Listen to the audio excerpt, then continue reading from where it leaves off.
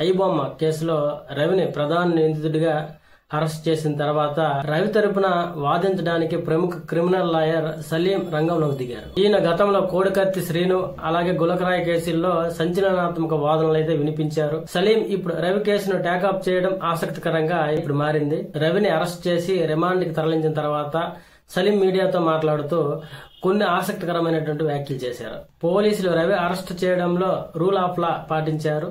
నేను కూడా అదే విధంగా వాదనలు వినిపిస్తాను అని చెప్పారు. ముద్దాయికి న్యాయ సహాయం అందించడం అతని హక్కు అని పేర్కొన్నారు. రవి తండ్రితో మాట్లాడిన తర్వాత ఈ కేసును నేను టేకప్ చేశానని చెప్పి మాట్లాడారు. ఈ కేసులో ఈడీ కూడా ఇన్వాల్వ్ అయ్యే అవకాశం ఉందనే వార్తలపై సలీం స్పందిస్తూ ఒకవేళ ఈడీ రంగంలో దిగినా తాము చట్టపరంగా ఎదుర్కొంటామని ధీమా వ్యక్తం చేశారు. గతంలో జగన్మోహన్ రెడ్డి, కవిత వంటి ఈ కేసుల్లో కూడా ఈడీ ఇన్వాల్వ్ అయిన విషయాన్ని గుర్తు చేస్తూ రవి విషయంలో కూడా చట్టం ప్రకారం నడుస్తామని చెప్పారు. ముఖ్యంగా రవికి సోషల్ మీడియాలో విపరీతమైనటువంటి మద్దతు వస్తుంది.